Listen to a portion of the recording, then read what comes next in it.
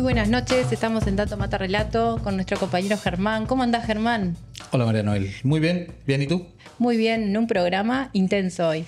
Sí, Intenso sí. previo a las elecciones. Nada más Veo y que nada llegaste con todo con toda la onda high. Bueno, sí, porque tenemos demasiado tema, pero en particular siempre nos dedicamos mucho a los temas de economía, estrictamente, pero hay un tema a nivel económico que está muy en la campaña, que tiene que ver mucho con tu área de accionar, que son las economías ilegales, y que está presente en varias cosas de la campaña. Por un lado, que venimos con un empeoramiento de todo lo que es el narcotráfico, de todo lo que es la realidad y sus impactos a nivel económico y social, en particular en la seguridad, en particular en la calidad de vida de mucha gente.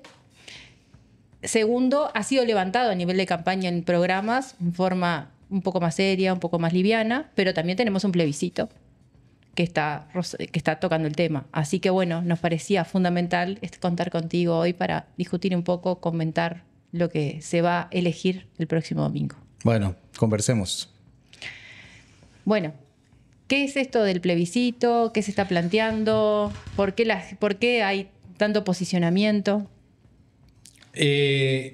Indiscutiblemente desde el...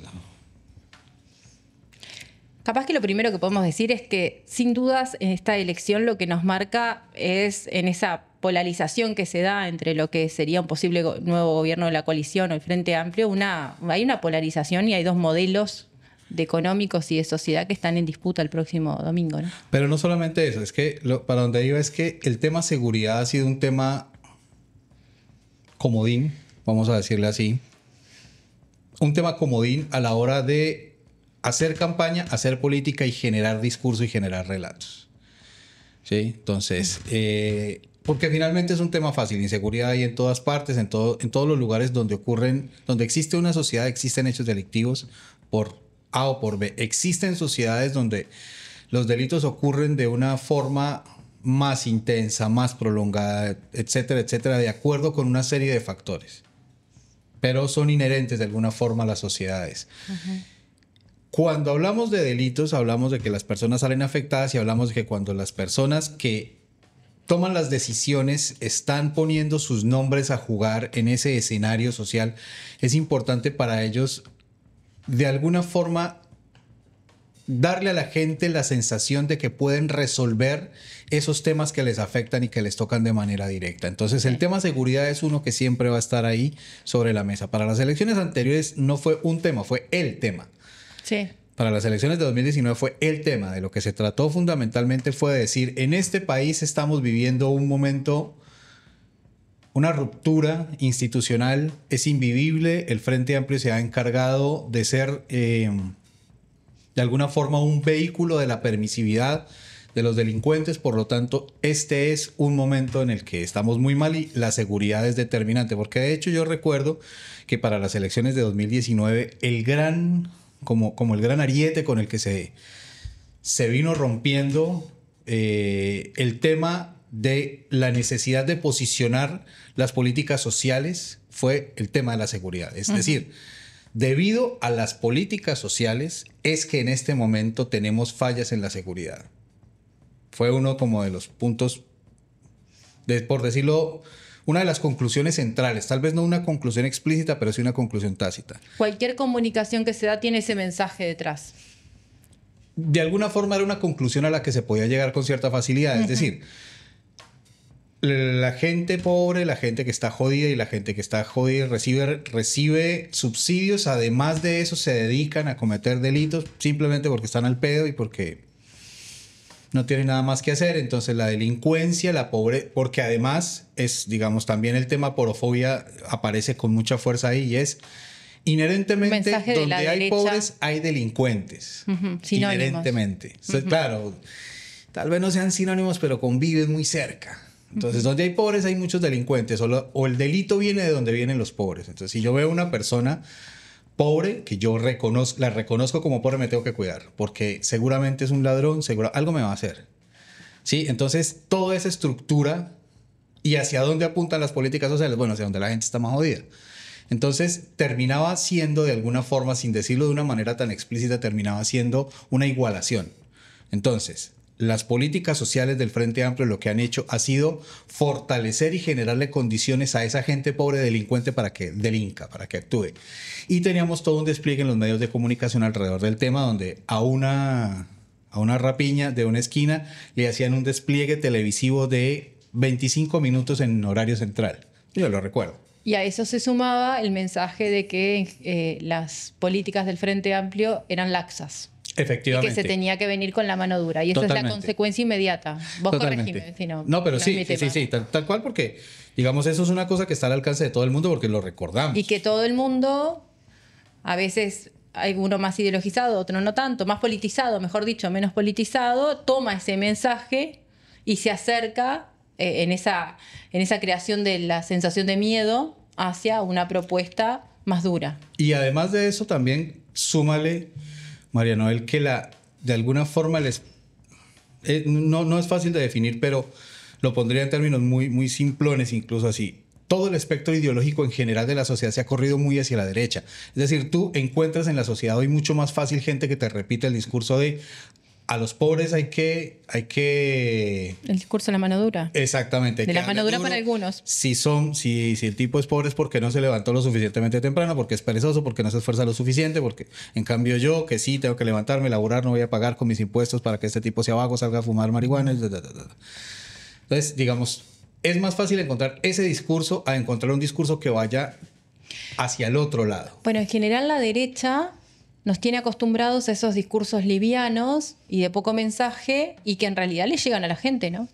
Y le llegan Simplistas, bastante. Y le llegan bastante, en particular en la seguridad. Porque son fáciles de alguna forma. Además porque si yo siento miedo, si me siento amenazado. Por eso digamos que el lema de campaña de ese plebiscito de hace unos años, impulsado por Larrañaga, era vivir sin miedo. Es decir, lo que le está poniéndose de presente en términos de concepto es la sociedad tiene miedo. Y la sociedad tiene miedo porque la delincuencia ha avanzado tanto que acorraló a concepto muy importante a tener en cuenta, la gente de bien. Claro. Que es un concepto que, es interesante porque es el que te separa los buenos de los malos, es el que, sí, o sea, está por un lado la gente de bien, es decir, una clase media más o menos acomodada y que aspiracionalmente hacia arriba. Y que me siento al lado de los buenos y además de los buenos, y además que yo sí quiero llegar a ser muy, muy, muy rico, esforzándome mucho, trabajando mucho, laburando. Y ahora, después tuvimos un gobierno en el cual nos ha dejado otra cantidad de medidas que han sido con impactos enormes en la seguridad. Pero antes que eso, María Noel, bueno, dale. Antes de eso, cuando ellos asumen, se hace toda la campaña alrededor del tema de la seguridad, de vivir sin miedo, meten la ley de urgente consideración, que es una cosa que ya dejó de estar presente en el discurso y en la conversación política, pero que es muy importante, que estaría bueno recuperarla también en esa vía, porque... Y es interesante lo que ocurrió ahí, la forma como terminaron posicionando un proyecto político en la figura de la ley de urgente consideración. Dentro de eso venía el componente seguridad. Pero mientras eso iba avanzando, yo no sé si ustedes recuerdan, yo creo que sí lo recuerdan, durante el primer mes y medio, 2 meses del gobierno, incluso durante las primeras semanas, antes de que la pandemia llegara al punto en el que la gente tuvo que encerrarse. Todo. Fue poco tiempo, ¿no? Fue poco tiempo, pero al principio, recién empezando el gobierno de Lacalle, la policía salió de alguna forma en un despliegue de fuerza bastante intenso. Entonces teníamos operativos en los semáforos donde... estaban requiriendo muchachos que estaban haciendo malabares para ganarse una moneda, por ejemplo. Tenemos varios casos de eso. Hubo varios casos denunciados donde llegaron a la muchachada, la levantaron de una vez con los pum, para adentro. Entonces se dieron una serie de cosas ahí, una serie de acontecimientos que venían como con la intención de que ese gobierno estaba de alguna forma manejando sus acciones dirigido principalmente hacia la tribuna, y es decir, a los que me votaron y los que están viendo, que se den cuenta que no perdieron su voto y que yo sí llegué con la mano dura, porque finalmente ese fue un discurso que, digamos, más alto o más bajo, el discurso de la mano dura fue un discurso muy fuerte con el que llegó el gobierno de Lacalle. No Lacalle, porque él no se quema de esa manera. Él es el hay simpático, otros. él es el del Él medio. exactamente, loco es el fachero, el que está surfing, USA. Pero sí hubo otros que llegaron y dijeron, no, acá se acabó el recreo, acordémonos de esa expresión también, y entonces se empezó a ver la policía más en las calles, o sea, De hecho, hubo un despliegue mayor. parte del Se acabó el recreo fue uno de los méritos que tuvo Cabildo Abierto para captar la cantidad de votos que tuvo, más allá de la captura que hizo de parte de lo que fueron mismos votantes del Partido Colorado y votantes del Partido Nacional, capaz también. Pescando en río revuelto, finalmente. O sea, Sí. había un discurso instalado y había unos sectores a los que les quedaba más fácil, como Cabildo Abierto, más fácil plegársele a ese discurso del tema de la seguridad. Vamos a poner orden, esto lo que se necesita es que la gente labure, trabaje, salga por la mañana, la gente honrada, la Y gente mano honesta, dura. la gente de bien. Y el que no esté dispuesto a sumarse a esta lógica de la gente de bien, mano dura. Entonces, eso fue fueron como los primeros despliegues alrededor de ese tema. Luego, la ley de urgente consideración llegó con todo su peso, digamos. Esa modalidad de los gobiernos de derecha, esto de las leyes ómnibus que nos traen una cantidad de cosas es una avalancha de medidas que van lo más retrógrados y que van para atrás. Sí, pero eso, yo la verdad, en ese sentido yo lo he de reconocer. Uruguay y ahora Argentina. Yo antes ese tipo de manifestación constitucional, porque lo es, no la había visto de esa manera. Antes los proyectos se sacaban adelante con mayor o menor fuerza en el primer año y los primeros 2 años de la presidencia de cada recién electo, digamos. Recordemos que, por ejemplo, Mauricio Macri, cuando asume como presidente de la Argentina, el loco empieza con las medidas tomadas una tras otra, pero no te llega con una ley ómnibus. No, el tipo empezó, vamos a recortar esto, una detrás de otra. Y entonces, claro, la gente como que empezó a percibirlo con una pasmosa quietud en ese momento también. La gente se aguantó, tarifazo. Pero el tipo, loco te llegó con una ley ómnibus. Que no te da tiempo. Y acá pasó exactamente lo mismo. Te llega con la ley de urgente consideración, donde la cosa es tan sencilla como, si el Parlamento no se pone de acuerdo, pasa por decreto presidencial. Es todo o nada. O sea, o reformen y rescaten lo que puedan en estos meses que tienen, o pasa como la presentamos. Y bueno, entonces lo que hubo que hacer fue exactamente lo que ocurrió.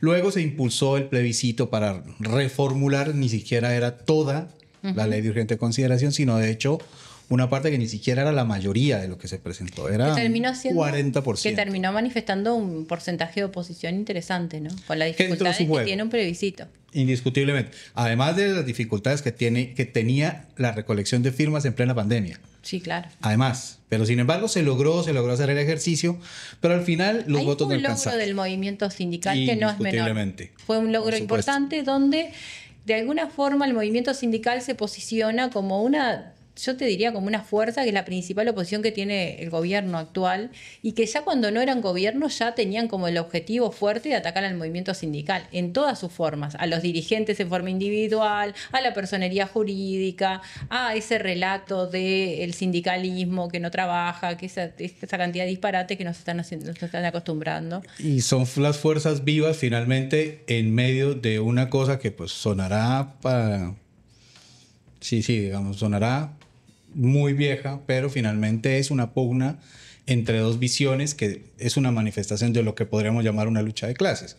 Porque pero finalmente son modelos de ese tipo. Como país es un activo fundamental que tenemos, ¿no? Porque la trayectoria que tiene el movimiento sindical, inclusive en épocas, y la institucionalidad que es el PIT-CNT, con esa unidad que tiene y esa cobertura que tiene, ¿no? Y alcance, es una fuerza notable para poder de alguna forma frenar estas avalanchas que tienen y que si vamos al tema que estábamos, con la ley de urgente consideración, nos cambiaron una cantidad de reglas de juego que terminaron no solo repercutiendo en mayores niveles de pobreza y mayores delincuencias a nivel de las clases más bajas, sino que también de la delincuencia de la otra, de la más alta. Que ahí es donde hacia allá no miran las cámaras. La menos visible. Por obvias razones, por evidentes razones, porque entre otras cosas está más cerca de donde está el poder. Esta otra no. Entonces... ¿Puedo decir algo? Bienvenido al diálogo, te estábamos esperando. Los estaba escuchando atentamente. Yo me escucho bajo. pero bueno. Nosotros también. Subite. Sí, Súbete. pero no me sube. Ahí, no sé. Bueno. Los escuchaba y no les parece, porque me pasa esto. En aquella época de la ley de urgente consideración, ¿no? Como que ellos utilizaban la ley de urgente y vivir sin miedo. Y este otro que decía Manini Ríos, ¿cómo era? Se acabó el recreo. Acabó el recreo. ¿no?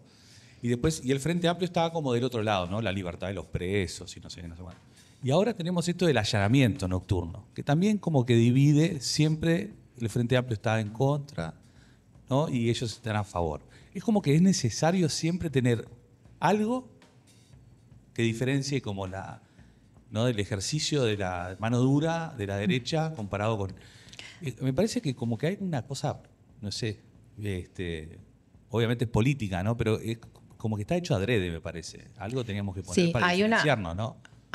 Bueno, yo estoy convencida de que hay una estrategia política que no es solo exclusiva del Uruguay, la vemos mirando en Argentina, que nos posiciona en estos dos. Y comunicacionalmente, porque es atractivo. Porque tiene que haber una diferencia entre uno y el otro. Antes era, no sé, mano dura, se acabó el recreo, y ahora es los allanamientos, ¿no? Como no le resultó lo otro, bueno, tenemos que tener algo que nos diferencie con el frente.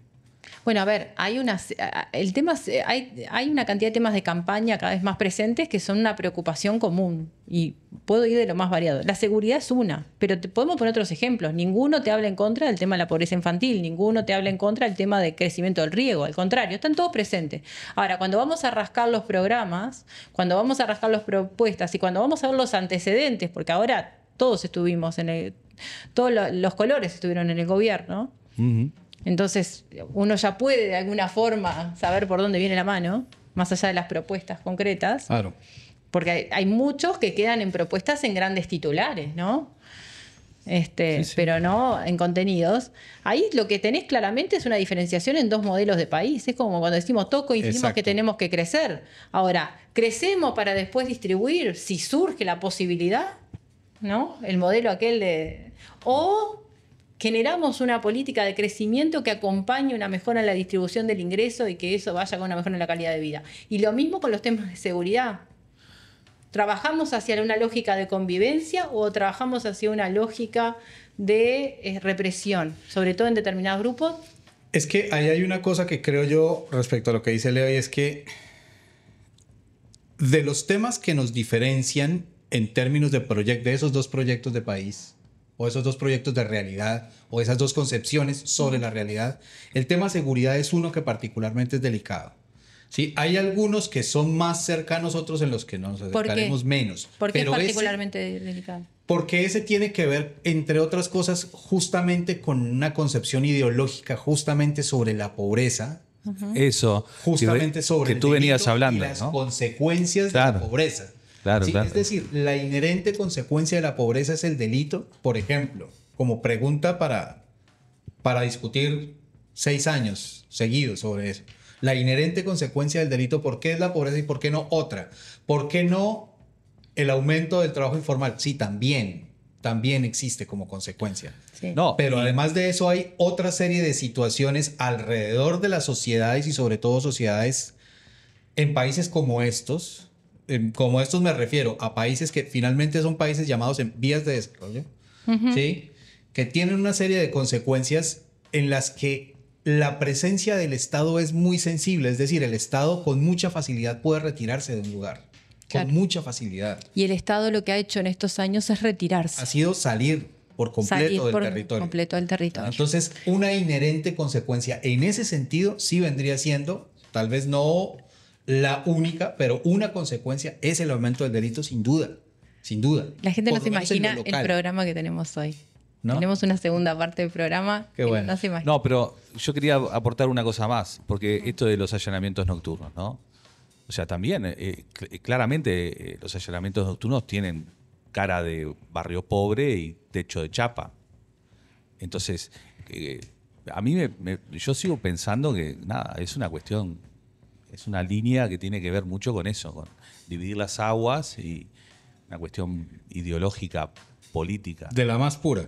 Y sin duda, el tema del allanamiento nocturno, ya llegando específicamente a eso, es el plebiscito no resulta, el gobierno puede desarrollar con toda la potencia que por lo menos que plantearon o que prometieron su perspectiva de seguridad, porque desarrollaron su perspectiva de seguridad, pegándose un tiro en un pie de inicio, recortando el gasto público. El gasto público se refleja también en seguridad. O sea, Total. no se trata de que vamos a recortar en el gasto público, es recortarle únicamente a los funcionarios burócratas de las oficinas. No, el gasto público abarca muchas más cosas que eso. La discusión del gasto público tiene que ver con recursos, tiene que ver con determinadas eficiencias, pero sin dudas este retire del Estado. Un ejemplo que tenemos que fue muy impactante y no llegamos capaz que a evidenciarlo lo suficiente fue, por ejemplo, en la crisis hídrica con el tema de OCE. Bueno. A nivel del tema energético, o sea, yo creo que hay muchos ejemplos sí, que tenemos. Y después, si voy para sin la duda. educación, si voy para la salud, si voy, tengo La otra salud, cantidad más. Pero en la los temas en los temas de seguridad, y sí, porque no solamente influye lo que es las políticas de seguridad y la institucionalidad de la seguridad propiamente dicha, sino todo lo que es retiro del Estado, donde hay otros que ocupan ese espacio. Claro, y si lo que planteas ahora, específicamente en el tema del plebiscito por la implementación de los allanamientos nocturnos que estaba buscando, bueno, no la encontré, pero más o menos de memoria lo digo, y es que la Constitución dice que el hogar es sagrado y de noche no inviolable, y de noche salvo por autorización del... esa era la palabra que estaba buscando. No recuerdo qué es lo que dice exactamente, pero dice como por autorización del jefe del hogar. Se puede. Se puede. Y lo que si está no tenés que tener una planteando- orden judicial. Sí, por supuesto, salvo Ahora, orden judicial. yo te pregunto, Pero dice de noche. déjame, de noche. De noche. La expresión de noche está ahí en el artículo de la Constitución. Ahora, yo te pregunto, porque a mí me parece que es un concepto importante. Cuando existe la necesidad de entrar a un hogar, no es que no se pueda entrar. Existen los medios que tienen otras etapas legales, que con una orden judicial se puede entrar a un hogar a cualquier hora del día, siempre que se tenga una orden judicial. Sí. El allanamiento nocturno salta algunos pasos. Entonces, cuando se plantea el allanamiento nocturno, y creo que la declaración del Frente Amplio puede ayudar también, hay que decir que no es el allanamiento, también se da en qué condiciones, cómo, qué procedimientos, para qué, en función de qué política de seguridad se define esto y cuál es la institucionalidad que ante todo va a defender los derechos individuales, los derechos de las personas. Sí, pero es que ahí estamos llegando justamente, y perdón lo directo, pero ahí estamos llegando justamente a donde quienes plantean este proyecto nos quieren llevar, y es a discutir sobre el lugar al que llega a allanarse a medianoche. ¿Y por Ese qué hogar. dices eso? Perdona, ahora. Bueno, porque creo que la discusión no está en el hogar. Es decir, desarrolla un poco la idea. Pero está en garantizar los derechos de las Sí, personas ante sí, nada. tal cual. Pero si se puede Tal cual. entrar en forma tan express, no estoy garantizando los derechos. ¿Qué está primero? Lo que está pidiendo el plebiscito es sacar la palabra de la expresión de noche y cambiar la expresión, algo como eso que decía antes, del jefe de hogar por morador. Pero igual, con una orden expresa. Es decir, yo no creo que la cosa sea discutir si el Estado tiene los mecanismos para garantizar para garantizar los derechos de los moradores de una residencia que sea allanada en la noche. Porque cualquiera te va a decir que sí. Cualquiera te puede decir, es que justamente para eso está la institucionalidad. Y desde esa orilla y con esa visión es lo que te van a decir. Y hay una cosa que todavía no han dicho, pero que creo que no demoran mucho en decirla, y es que el imperio de la ley no puede tener ningún lugar a donde no pueda llegar en ningún momento o en algún momento. O sea, el imperio de la ley de un Estado de Derecho no puede ser vetado en ninguna parte del territorio nacional, ni siquiera en un hogar de familia a medianoche. No lo han dicho, pero creo que lo van a llegar a decir en algún momento, porque esos discursos los conozco. El problema no es ese. O sea, ese es un problema. Es necesario tener garantías para cuidar los derechos de las personas moradoras de un hogar con o sin allanamiento. O sea, justamente de lo que se trata es de que exista una presencia del Estado en esos lugares. Sí. Pero el punto al que yo quiero llevar esta conversación o esta discusión alrededor del tema de los allanamientos nocturnos es que están queriendo secar un árbol cortándole las hojas.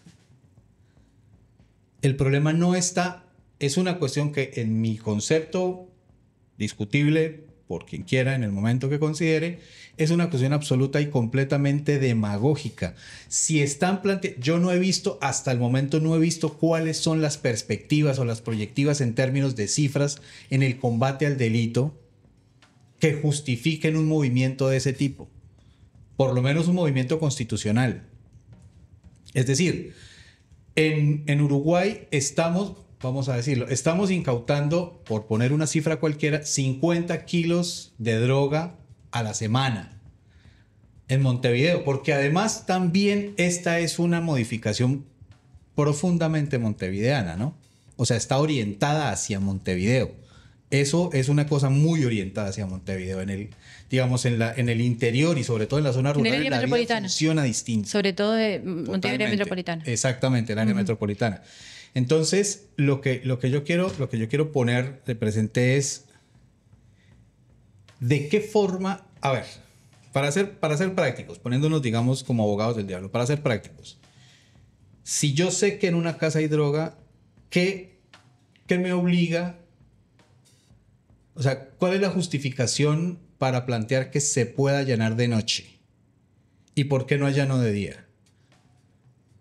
Ellos plantean como caso, digamos, como un elemento sorpresa, digamos, asumiendo que los narcos se acuestan temprano. O sea, ellos ven el informativo y se acuestan a dormir. Y entonces va a ser una sorpresa que va a llegar la policía. Míralo, seguro. ¿Sí? Sí, yo creo que sí. Los narcos miran el informativo. Yo creo que sí. Vos sí, sé sí. que saben el tema. Sí, no, yo creo que sí. Entonces, los tipos están durmiendo, están en calzones a medianoche y pum, llegó la policía y se desmanteló la boca. Del tema? ¿No has visto películas? ¿No has visto películas? Obvio, están en calzones, los tipos están en calzoncillos. Y llegan en calzoncillos y llega la policía y quietos todos, sí, ay, bueno, todas las siglas que tengan que decir. Y cuando hagas una cobertura, así me prometés, me llevas, ¿no? Porque yo te llevo. Entonces, la pregunta es, ¿por qué no hicieron ese procedimiento de día? ¿Qué era lo que impedía que ese procedimiento se hiciera de día? Entonces, lo que te pueden decir es, no, es que ellos en la noche, como en la noche saben que están amparados, no lo hacen en el día, lo hacen en la noche. Bueno, ok. ¿Eso quiere decir que en el día la droga que están vendiendo desaparece?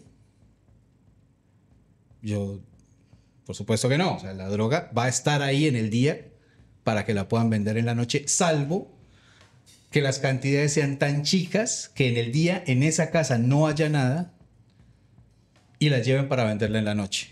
Pero Germán, yo estuve en la última interpelación que le hicieron al ministro del Interior y habían hecho 265 allanamientos y habían incautado, creo que eran 500 gramos. Una cosa así, tal cual, para allá voy. Era ridículo. Absolutamente ridículo. Absolutamente ridículo. Entonces, estamos dejando arrinconarnos en la discusión y pará, de si van a... y yo estoy viendo imágenes del puerto y estoy viendo imágenes de un escáner que hace 3 años sigue ahí en el puerto. Sigue sin funcionar. Que había que allanar los contenedores del puerto. Un policía por contenedor. Bueno, pero es que eso es otra... Lo habíamos hablado en un programa anterior. Hay que ver que por un lado está la droga que pasa por acá y la droga que se acopia aquí y pasa para otro lado. Se envía para otros lados.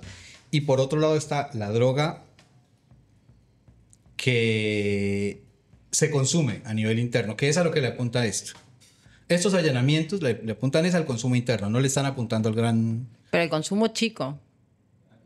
Por supuesto que al consumo chico. No, a lo otro no le están apuntando. Respecto a eso, habrá que hacer otro plebiscito, otra constitución, no sé. Pero eso tiene que ver, es exclusivamente con el consumo interno y con el consumo minoritario, es decir, con la venta chica. Mientras tanto, lo que está ocurriendo es que esa droga que se va a vender en esa casa que hay que allanar cuando el narco ya se haya dormido y pegarle su buen susto, ¿de dónde viene? O sea, lo que creo yo que están planteándose es una cosa absolutamente demagógica porque finalmente ellos lo saben. O sea, no es una cosa que yo se las esté informando. Ellos lo saben. Vos lo que decís es que el Hay que planteo seguir una línea. es una herramienta para tocar un tema sensible y captar votos en algo que no Solamente tiene para nada eso. de efectivo y que Perdón, pero reproduce sí. un modelo. Perdón, pero sí. O sea, es una cosa absolutamente demagógica y a veces nos estamos dejando nosotros llevar a ese terreno demagógico. No, bueno, Que pero- reproduce un modelo Obvio. que genera determinada impunidad y sobre todo represión en determinados grupos más pobres. Si queremos acabar con eso, con esa venta de droga, hay que, insisto, no es una cosa que yo les estoy diciendo y que ellos seguramente ven este programa y dicen, ¡ih! Puta, ¿cómo no se nos ocurrió? Claro, hay que seguir esa línea y ver a dónde llega en su origen, por lo menos, principalmente el norte del país. Una pregunta, ¿por qué el debate no se da tanto? ¿Porque hay como un miedo político a abordar el tema y que repercuta en votos? Esa puede ser una razón. La otra es que sí, o sea, es que el tema es una papa caliente finalmente. Porque además... Porque estamos en un momento donde hay todo un movimiento hacia la derecha, que ese movimiento hacia la derecha significa un movimiento al centro, perdón, que significa como un movimiento a la derecha. Eso Sí, y además es muy fácil decir... Lo que pasa es que una parte muy importante, digamos, que de las luces se las está llevando el plebiscito por la seguridad social. Bueno, las luces se las está llevando el plebiscito de la seguridad social y también la coalición, pero en particular el Partido Nacional, el herrerismo, está siendo el tema central porque es como siempre nos ponen entre los que van a dar continuidad o van a mejorar la situación y el fin del mundo. Sí, por supuesto. O sea, ¿No? salvación o muerte. Yo no Y sé la si vos salvación soy leíste yo. una columna que yo escribí hace unos pocos días acá en Caras y Caretas, en el cual ponía eso, que era cómo el presidente de la República hace campaña con el tema del plebiscito y hace las afirmaciones que hace. Sí, y pasa con total libertad. Bueno, Absoluta. ¿qué mensaje tenemos que tener del tema de allanamientos nocturnos que creo que da para mucho más y que después del plebiscito va... Mira, yo creo que la cosa es, hay que prestarle atención a otros temas. Esta energía hay que ponérsela a otros temas, entendido como, por ejemplo, para cerrar, redondear y dejarlo ahí picando. Por ejemplo, el tema de los insumos. Hay una posibilidad bastante importante de que Uruguay haya pasado de ser un lugar de acopio y tránsito para convertirse en un lugar de producción de coca. ¿Por qué? Porque existen indicios bastante importantes de que hacia el norte del Uruguay ha aumentado la demanda de compuestos químicos como por ejemplo la acetona. Y la historia demuestra que por lo menos hablando del cultivo de cocaína y del narcotráfico de la cocaína exclusivamente, cuando hay que mover ese producto por trayectos muy largos, es más barato tener dos, o sea, sí, de hecho son dos tipos de laboratorios. El laboratorio que procesa la hoja de coca y la convierte en pasta base que quede cerca de los cultivos. Sí. Y los laboratorios que procesan la pasta base y la convierten en clorhidrato de cocaína cerca de los lugares desde donde se va a distribuir. Y se da la casualidad que Uruguay es un lugar desde donde se va a distribuir. Entonces, los indicios apuntan por ahora a que en el norte del país, de este lado de la frontera o del de más allá, hay laboratorios. Hay laboratorios de finalización para convertir la pasta base de cocaína en clorhidrato de cocaína. Tenemos un mundo que no se está visualizando ni se No está se ve. mostrando. Y Y creo eso yo requiere, que sí. hay que darle bola a eso. Hay que decir, hey, venga, está bien. O sea, en vez de querer agarrar a este loco de calzoncillos para incautarle, no sé, 20 gramos, vayámonos hacia allá. Y eso implica todo toda un la mise en despliegue. scène de prensa también. También. Y eso implica todo un despliegue que es digamos que es de mucha mayor implicación, además de presencia estatal, que no va solamente en términos de fuerza, que va además de presencia del Estado, de verdad, Estado Total. completo. Germán, me encanta que viniste. Tenés que venir más seguido. Bueno, tienes que invitarme más seguido. Estás siempre invitado. Vos tenés una invitación permanente, tipo pase libre. Iba a decir cuponera, no, pase libre, por favor. Pase libre, bueno. No, Bueno, pero gracias. creo que, a ver, tenemos elecciones la semana que viene. Creo Sí, que ya nos este merecemos domingo. capaz un intercambio acá en Dato Mata Relato con algunos compañeros post elecciones, a ver cómo, A ver qué se ve. Sí. qué se ve. a ver en qué modelo de país vamos quedando, si nos queda un tramo al balotaje, si se define, pero bueno, yo creo que va a ser un momento muy importante. Nos parecía fundamental porque es un tema central de campaña y nos está copando mucho otras cosas. Así que muchísimas gracias por los conceptos, por el tiempo y por ese análisis que le pones. Gracias a ti y a ustedes, bueno, que se queden ahí pendientes porque ahora viene otra buena parte de este programa. Gracias. Lindo tema.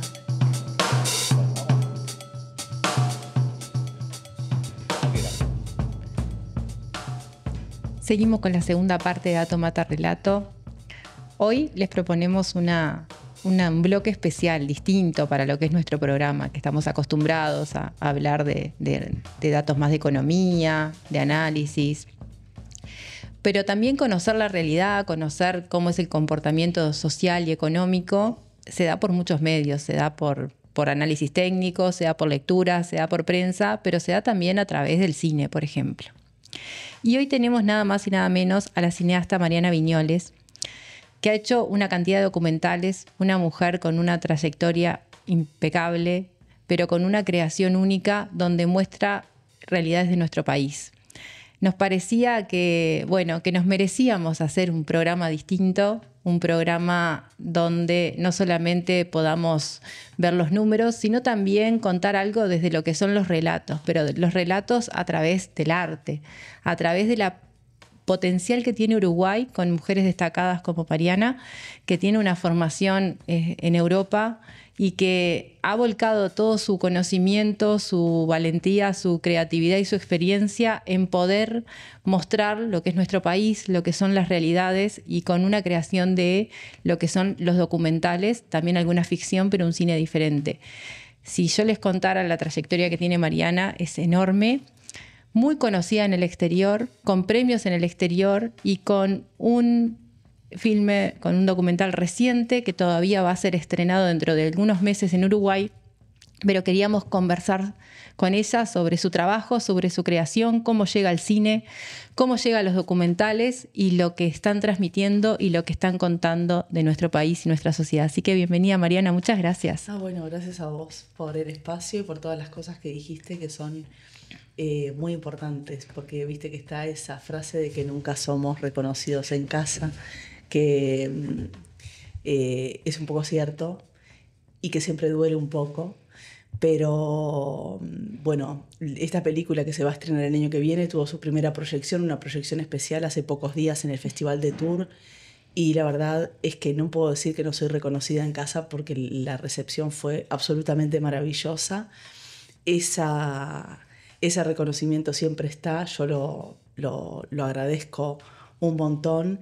Es cierto que después nos quedamos un poco solos y solas a la hora de tener que encontrar el camino para poder producir, realizar nuestras películas y vivir y seguir viviendo de manera digna. Así que pienso que la economía y la creación deberían de estar más juntas también y que nuestro país le debería estar dando un poco más de espacio al arte, entre toda esta maraña que bueno, sabemos que también es un año electoral, pero la política y la economía suelen como abarcarlo todo. Así que te agradezco mucho por tu sensibilidad y por haberme invitado. A ver, tengo como varias cosas para comentar, no quiero abarcar en temas que no son, pero nosotros, el Uruguay muchas veces se destaca en el mundo, ¿no? Yo vengo de trabajar en sectores más tradicionales, vengo a trabajar muchos años a nivel del agro y bueno, he tenido en los últimos tiempos la oportunidad enorme de, por ejemplo, estar en un medio de comunicación, ser un economista tradicional de empresas, de análisis, a tener la posibilidad de estar acá frente a un micrófono con la ayuda de mis compañeros, de Leo, de Julieta, que al principio me costaba un montón.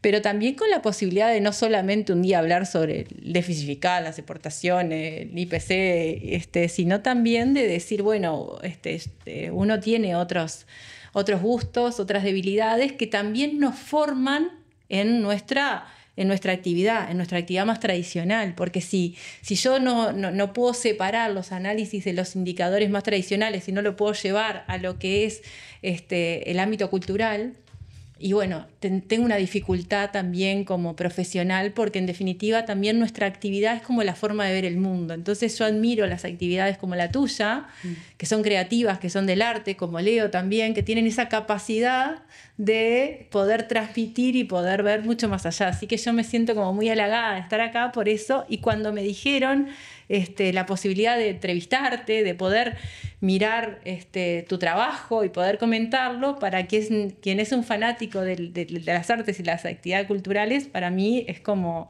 el otro día que fui a comentar un libro en la Feria del Libro y estaba feliz yo porque Hermoso. hermoso, así que bueno. Muchísimas gracias por haberme Pero bueno, pero además vos estudiaste en Europa, estudiaste en Bélgica y viniste acá a crear empresas y proyectos para desarrollos y creaciones culturales, y te has dedicado mucho a un rubro, a un tipo de producción, perdón la falta, que son los documentales. Sí. Y los documentales sí serán importantes porque es una producción de cine, pero que tiene algunas particularidades. Debe ser un rubro muy difícil, que también a veces capta, me imagino que capta determinado público, pero que también tiene mucho de transmitir, de realidades, de improntas, y ahí muchas veces se juega mucho en la imagen, en el relato, en los personajes, y que aparte está muy atado a la realidad, porque ahí salís bastante de la ficción.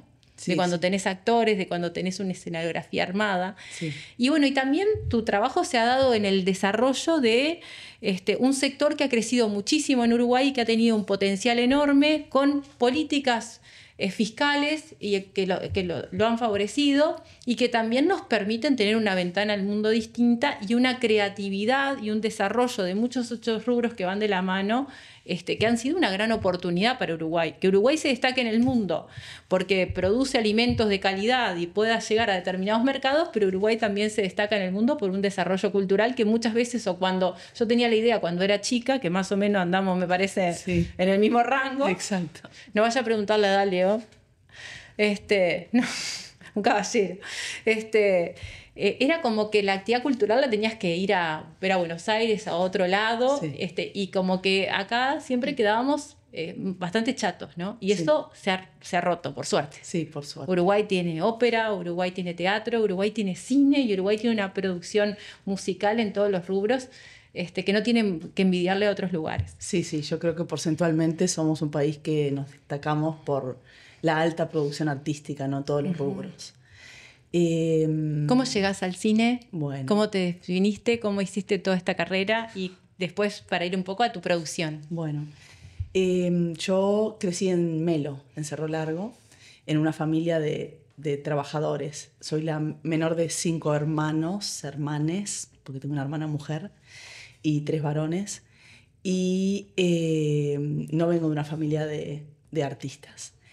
Vengo de una familia de pensadores, pero de pensadores que pensaron tanto que ese pensamiento profundo estuvo más vinculado con la locura que con el arte. No pudieron canalizar. ¿Hiciste una ruptura Y ahí? de alguna manera sí. Entonces me vine a estudiar a Montevideo a los 18 años sin saber lo que quería hacer de mi vida. Empecé la UTU en comunicación social porque Ciencias de la Comunicación todavía era una facultad ambulante. Y yo venía del interior, entonces era como ir a un lugar que fuese más seguro, saber dónde iba a tener clases. Claro. Entonces fui primero a la UTU, me recibí, es la carrera que dura 2 años, soy técnica en comunicación social, ese fue mi primer título. Y a partir de ahí, bueno, después empecé Ciencias de la Comunicación, pero ya empecé a trabajar un poco en publicidad, de la mano de un amigo de Melo, Sebastián Chape, que me invitó un día a un rodaje, me dijo, vení, podés trabajar como asistente de producción. Yo obviamente no sabía hacer nada de cine. Y a partir de ahí empecé a dar como pequeños pasitos dentro de ese mundo que era del audiovisual y a ganar un poco de dinero. Y terminé, después de algunos años, trabajando como asistente personal de Beatriz Flores Silva. Mira. Beatriz Flores Silva estaba en ese momento terminando la producción de su película En la puta vida. Qué película, aparte. Sí, ¿Cómo nos marcó? exacto. Y trabajé 1 año y poco con Bea. Y después de ese año y poco, ella estaba organizando un retorno a Bélgica. Su hijo más grande estaba terminando el secundario, entonces iba a retomar una vida que había dejado entre paréntesis en Bélgica, donde ella se había formado, y me propuso la posibilidad de ir a estudiar cine. Yo quería estudiar cine en Uruguay, pero no podía porque no tenía los medios económicos. Yo me fui en el año 2001, todavía Ahí no era había... todo Sí. Era una cosa rara, ¿no? En ese momento. Existía la escuela de cine. Sí, claro, yo, para empezar, antes de llegar a Montevideo, no sabía que existía la posibilidad de estudiar cine. La posibilidad de estudiar cine. Bueno, yo en el 2001 estudiaba economía y en el 2002 estuve en el mejor escenario de vivir en tercer año de facultad de economía la devaluación. Claro, Imagínate. Ahí está, exacto. Porque eso te iba a decir, yo me fui en el año 2001 y de alguna manera ya se estaba vislumbrando, era un caos. Se veía ya como el futuro próximo medio oscurito, yo lo percibí y a la vez tuve una oportunidad que para mí era única. Beatriz me preguntó, ¿por qué no te vas a...? Me dijo, ¿vos qué quieres hacer de tu vida? Y yo le dije, y sí, ya sabía, le dije, yo quiero estudiar cine. Y me dijo, ¿por qué no te vas a Bélgica? Mira. Y bueno, yo sabía hablar un poco inglés, me defendía bastante bien. Pero allí fuiste a Bélgica que hablan francés. En francés, sí, la parte francófona. Entonces, no sé, le dije, lo voy a pensar. Esa noche me fui a mi casa, no dormí. Y a la mañana siguiente cuando llegué le dije, me voy a Bélgica. Y aprendí francés, me tomé un avión y llegué allá para pasar un examen de ingreso de una escuela bastante difícil de ingresar. De hecho, los belgas me miraban entre ternura y preocupación, porque decían, pobrecita, esta chiquilina. Pero qué esfuerzo. Que me había atravesado toda esa parte del mundo para llegar allá y pasar este examen de ingreso. Lo aprobé y empecé la escuela. Fueron mis años... ¿Qué te sentiste cuando aprobaste? Sí, ahora en la distancia como mis años más difíciles, porque yo en ese momento era muy joven. Y es un desarraigo. Y tenía, sí, claro, desarraigo en tiempos que no existía la tecnología que existe ahora. Yo estuve 3 años sin poder volver a Uruguay.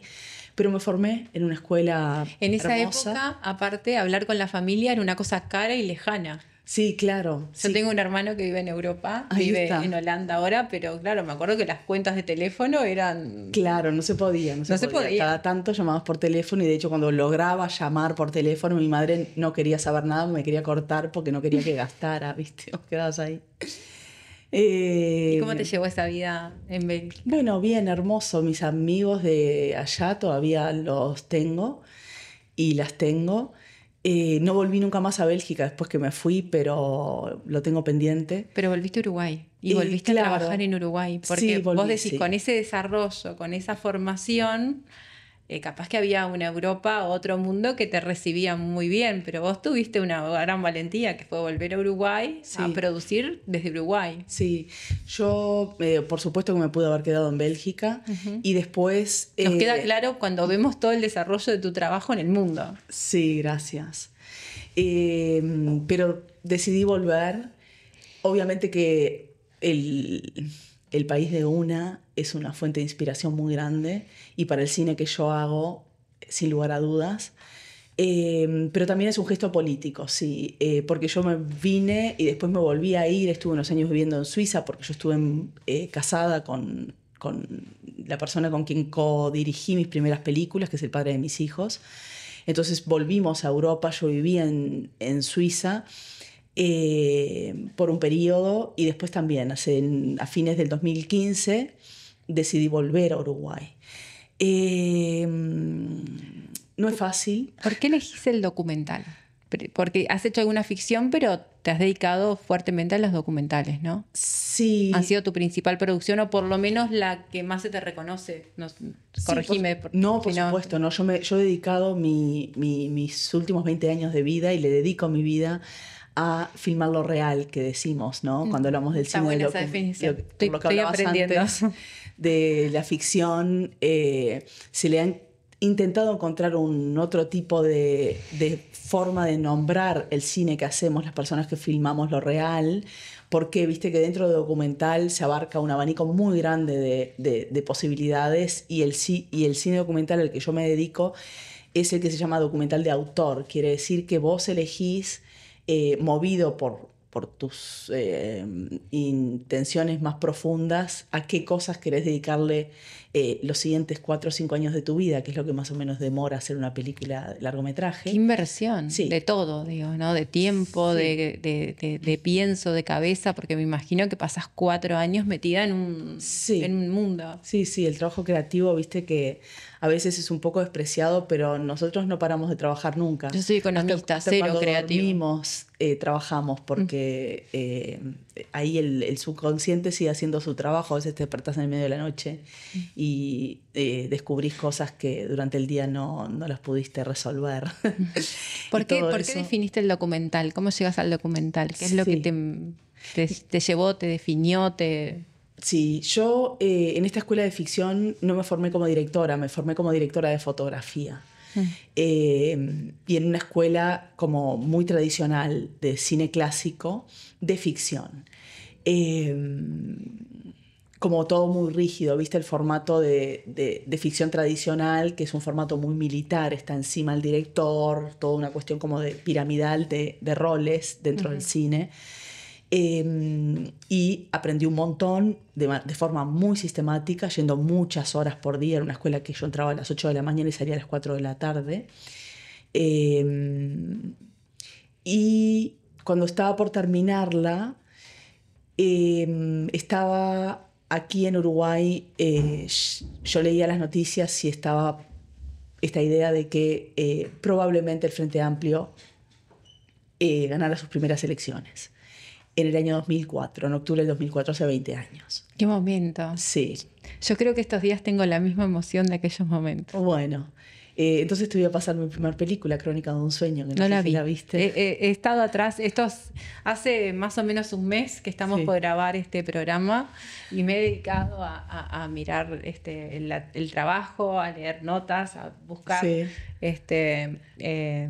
tu trabajo y tu repercusión. Esa no la vi. No, pero digo porque es como un buen momento para verla, porque Yo creo que es un muy buen momento en para este verla. momento. A ver, y la verdad es que más allá de las agendas y que a veces uno en este programa, que es un programa distendido, que es un programa Sí. para conversar, que es que intenta todo eso, quisimos que fuera hoy la entrevista, porque bueno, queríamos, Sí. estamos a días de las elecciones. Exacto. Y me parecía como muy significativo lo que vos mostrás. Sí. ¿No? Y ahí te quería preguntar cómo vos llegás a definir los temas y bueno, y en particular me había llamado mucho la atención este último documental, que todavía faltan unos meses para que lo podamos ver acá en Uruguay, Sí. pero que es fuerte, porque es como algo que para uno puede ser muy cotidiano, Sí. termina siendo una imagen tremendamente fuerte, como es la imagen de la mujer, el contenedor de basura, el cortejo fúnebre, y cómo vos armás todo esa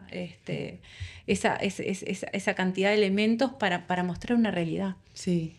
Yo estaba pensando que, bueno, en ese momento, para volver un poquito al 2004 Sí. y ahora te hago el gancho con la última película, esa posibilidad de poder venir a ver a mi familia, que hacía 3 años que no la veía, y filmar Crónica de un sueño, que en esta época, en este mes de octubre, hace 20 años yo estaba filmando mi primera película en Melo. Me permitió, yo no sabía que me iba a dedicar al cine documental, simplemente la fuerza de esa motivación y salir de la escuela, que estaba como súper encuadrada y no me dejaban hacer lo que Sí, quería, claro. me permitió venir, volver a casa y agarrar una cámara y filmar de una manera que yo no sabía que iba a filmar, pero que después resultó en una película que tiene como las cualidades tal vez que después seguí desarrollando en cada una de mis siguientes películas, que son 8, esta es mi 8ª película, ni siquiera Las Flores. Fui a filmar a mi pueblo y fui a filmar en mi entorno familiar. Mi familia es protagonista de esa película, a la vez que dejo un retrato también del pueblo y lo que estábamos viviendo en esas semanas previas a lo que fue el primer triunfo del Frente Amplio, que no sabíamos si íbamos a tener un final feliz o no, pero ocurrió. Entonces Era es una realidad película muy cruel, ¿no? Exacto, sí. Se estaba saliendo de crisis. O sea, se estaba intentando salir de la crisis. Estaba intentando salir de la crisis con indicadores que estaban destrozados, pero después con una realidad territorial que era tremenda. Las cosas que se encontraron a nivel del territorio, los aislamientos, los niveles de pobreza, los niveles de ausencias de acceso a servicios básicos en ese momento fue enorme. Y en particular en esa zona. Sí, totalmente. Entonces, bueno, es una película que también fue muy particular porque también tenemos el montevideocentrismo. Se han hecho películas afuera, en general son directores montevideanos que van al interior, filman y vuelven. En este caso era mi ópera prima y una directora que tampoco nadie me conocía porque no había estudiado acá. Y cuando supe que iba a narrar esa realidad, decidí que quería narrarla desde ese 50% de la población que vive fuera de Montevideo, que en general es poco narrada, ¿no? Claro. Bueno, y para hacer el puente con lo que hablabas vos de la última película, yo estaba pensando en estos días, porque justo la mostramos y está haciendo el Festival de Tour y hemos tenido algunas conversaciones en grupo y también con personas que vieron la película, que vienen y me comentan y esto. Estaba pensando que sí, que a 20 años de Crónica de un sueño, el país se encuentra en un momento también muy delicado, de una fragilidad inmensa a nivel social, y esta película es una película muy política. Casi todas mis películas tienen un gesto político fuerte, unas más que otras, en la que yo registro desde la ventana de mi casa durante la pandemia, filmando una esquina y un contenedor de basura, filmando un poco el vecindario, qué sé yo, un poco casi como un retrato de nuestra sociedad, porque el contenedor de basura es un lugar de encuentro para todas las personas de todas las capas sociales, ¿no? Es como que vos mostrás una cotidianeidad que muestra una realidad que no siempre la vemos todos los días. Sí, en realidad la vemos todos los días, pero corriendo atrás de nuestra propia vida para llegar a fin de mes y pagar las cuentas. Entonces la vemos de pasada, ¿no? Vemos gente durmiendo en la calle. Eso te iba a preguntar, ¿cómo vos ves eso? Porque, a ver, nosotros acá en este programa pasamos muchas veces hablando de los indicadores y los promedios y se está dando toda una cantidad de datos sobre como que las cosas marchan, que ha sido como mensajes políticos que en realidad no marchan, porque si vemos lo que uno ve en la calle, los niveles enormes de gente durmiendo en la calle, las realidades sociales que uno ve, esa fragmentación social cada vez más alta, en esa segregación residencial, en esos mundos tan diferentes, en esas realidades de violencia en todos los niveles, en un país que tiene los niveles de pobreza infantil que tenemos, en zonas con dificultades de acceso en todos los niveles, es tremendo, ¿no? Sí. Yo creo que sí, se está generando una brecha demasiado grande entre los analistas y el mundo real. Y eso tampoco ocurre solamente en Uruguay. Uno mira a nivel global y tenemos la sensación de que estamos yendo hacia alguna parte cuando escuchas las estadísticas, las cuestiones como, ¿no?, los análisis económicos. Pero en realidad la pobreza sigue aumentando en un mundo en el que todas las personas deberían de tener acceso por lo menos a la alimentación, ¿no? Pero bueno, esto parece utópico lo que yo estoy diciendo, pero debería de ser algo alcanzable.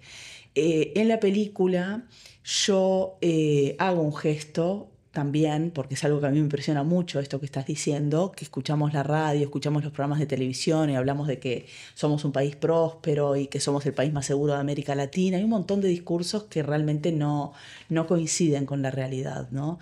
Y en la película yo me ocupé un poco, vos lo viste, sí, de poner algunos discursos de las personas que se ocupan de narrarnos desde el gobierno. El relato ese famoso que nos arma. El relato, y de hecho también respecto a la economía, ¿no? Está una persona, que no voy a decir quién es, pero después el año que viene cuando se estrene la película van a verla, haciendo el relato económico próspero, de un país próspero, de que nuestra moneda y que entonces no se devaluó y que estamos yendo hacia adelante y que el Uruguay es visto como un país, ¿cómo se dice?, modelo en la región. Con estabilidad, con instituciones fuertes, con indicadores sociales destacados. Exacto. En definitiva, como vos decís, próspero. Exacto. Y mientras eso ocurre, adentro de mi casa, yo estoy escuchando la radio, eso están diciendo en la radio y estamos viendo en el contenedor de basura una niña vestida hermosa, con una trenza peinada seguramente por su madre antes de salir de casa, limpia, arriba de un carrito, esperando que su papá encuentre algo en la basura, que no sé si necesariamente busca comida, aunque si aparece comida en buen estado siempre es bienvenida, pero haciendo este trabajo de los hurgadores o los recolectores, que es un trabajo digno, pero que se realiza de forma muy precarizada y que abunda, ¿no?, cada vez más a partir de la pandemia. Parece que es una película que narra solamente lo que ocurrió en la pandemia, y es verdad. Yo, para poder detenerme a filmar eso, Tuviste que encontrar un tenía que momento. tener el tiempo para hacerlo, así que si no hubiese ocurrido la pandemia tal vez no hubiese podido estar en casa filmando, pero como sabemos, a partir de la pandemia esa situación aún no mejora, ¿no? Cuando vas a los festivales y cuando estás en otros lugares del mundo, ¿cómo se ve el Uruguay a través de tu trabajo? Sí, ¿Qué comentarios recibís? Sí, la película estrenó en un festival bastante importante de cine documental que se llama Vision du Réel en francés, que es como visión de lo real, visiones de lo real, en Suiza, y en abril fui a mostrarla. Es raro mostrar una película nuestra como en otro territorio, porque Debe verse raro, las ¿no? repercusiones nunca sabes bien cuáles van a ser. El asunto es que con todo el desorden que hay en Europa en este momento y con todo el desorden que está habiendo en Medio Oriente, la verdad, y esto es una preocupación también a nivel para nosotros como cineastas, pero sobre todo para nosotros como pueblo, cada vez hay como menos interés en América Latina, ¿viste? Ujú. Estamos un poco... Hay Nos están cosas- dejando un hay poco en cosas banda. peores.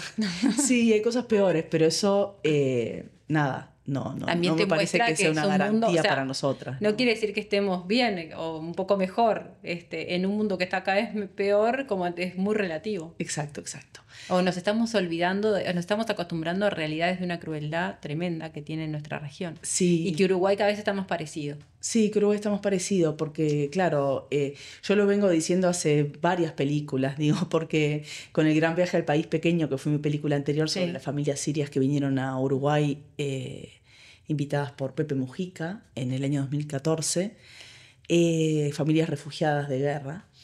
Yo ahí también hago una suerte Que como hecho de... que fue un hecho muy simbólico también, muy cuestionado, muy debatido, pero también quería mostrar eso de que Uruguay es de puertas abiertas y Por que nos supuesto. conformamos como una sociedad. Por supuesto, por supuesto. Muy simbólico y un gesto de una generosidad inmensa. De alguna forma transmitir valores desde los líderes políticos hacia el conjunto de una sociedad que se debe mucho de esa falta de solidaridad. Sí, exacto. Y un poco lo que decíamos antes, no es que no nos detenemos a mirar lo que ocurre, sino que lo que ocurre Nos también pasa por el costado. nos pasa por el costado y nos estamos acostumbrando a ver gente en la calle en circunstancias terribles sin que eso nos afecte el corazón. Con esta película lo que yo intenté fue detener mi mirada en esas personas. Y bueno, y cuando invito al cine, la película tiene magia, tiene poesía, tiene música, tiene momentos que son divertidos, no es un bajón. Es una película que conmueve, las personas estaban muy conmovidas el sábado, las repercusiones y las devoluciones fueron maravillosas, yo me quedé muy contenta porque también no deja de ser una película especial, ¿no? Sí, de las claro. películas que yo he hecho es la más experimental de alguna manera. Tiene un dispositivo que exige que el espectador también dé de sí para, Sí, claro. para poder llegar al final. No es una película muy larga, porque también era la idea de... A mí me gusta hacer películas que den el tiempo para que el espectador imagine también, que mis películas dejan espacio para los espectadores, sin que tengan que ser... un bodrio, como se dice, sin que tenga que ser como largo, denso. ¿No? Hay gente En que no general mira son documentales densas. porque tiene esa idea, que tiene ese prejuicio. Sí, lo comento por eso, porque en general... Perdón, me surgió, Sí. lo pensé al inicio, pero no quería preguntarlo, No, y sí. ahora que lo mencionaste así Claro. tan directo, dije, bueno. La gente que no conoce mi cine, pienso que tiene como una idea de que puede ser un cine que pueda ser aburrido. Y la verdad que no es un cine aburrido. El Gran Viaje al País Pequeño dura 1 hora y 45 minutos, es un montón, pero Es una película normal. cuando terminan de verla, las personas se sorprenden cuando les digo, ¿te pareció? Demoró tanto, qué sé yo. Me dijo, ¿en serio? 1 hora y 45 minutos. Bueno. Cuando se estrene la película en Uruguay, ¿qué esperás? Porque bueno, vos tenés todo ahora la vivencia y el intercambio en otros lugares del mundo, pero ¿qué esperás cuando se estrene la película en Uruguay de parte de los que estamos acá, de los que tenemos una ventana que mira un contenedor? Yo espero siempre, y lo espero para mis películas y para el resto de las películas uruguayas, que las personas nos apoyen, que vayan a ver cine uruguayo, que se acerquen.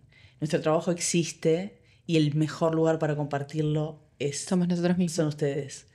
El otro día en el cine fue hermoso y lo dije, no era algo demagógico, ningún lugar más hermoso para mostrar una película que en casa. Claro. Porque vos estás mostrando eso y compartiendo una sensibilidad que es nuestra con gente que vos sabés que ve las mismas cosas y que tiene la misma sensibilidad. Y eso también abre al diálogo, podemos, ¿no?, encontrarnos, conversar. La película te puede gustar más o menos. A mí me encanta hablar de cine. Siempre para mí es un regalo que alguien después de ver mi película pueda venir a decirme que le encantó, pero también a cuestionar ciertas cosas y que podamos hablar, poner sobre la mesa las cuestiones que nos atraviesan, hablar de arte, hablar de cine, de lenguaje. Y bueno. ¿De qué eso viene la espero. próxima? La próxima... ¿Hay un impasse entre una y otra? En realidad, ¿Pero de qué viene la próxima? en general no ha habido, y ni siquiera Las Flores es una película que se hizo sin una producción convencional, porque yo filmé por desesperación en tiempos de pandemia, y yo tengo una película en producción que se llama Las Demoliciones, y en realidad ni siquiera Las Flores se coló, ¿viste? Se incrustó ahí en el medio de esa producción. Porque vino la pandemia y también la otra producción quedó un poco truncada porque no podíamos salir a filmar. Las Demoliciones es una película que surge a partir de la noticia de la venta y demolición de la casa donde yo intenté construir una familia. Mirá. Esa casa la vendimos, fue demolida y yo decidí narrar una historia que es una historia de mi infancia, que es una historia que nunca fue narrada, que es una historia que es un poco oscura, que habla de la violencia,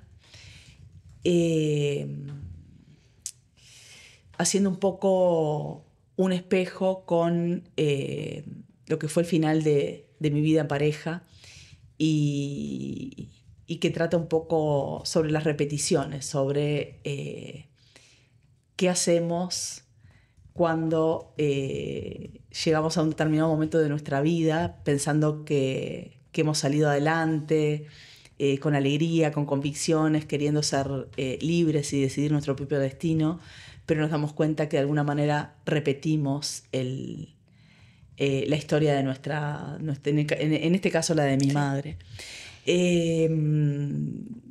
Entonces es una película que se llama Las Demoliciones. Esta demolición es un poco metafórica y un poco concreta porque yo filmé la demolición de nuestra propia casa. Y bueno, así que me meto en un lío. Yo suelo meterme en problemas.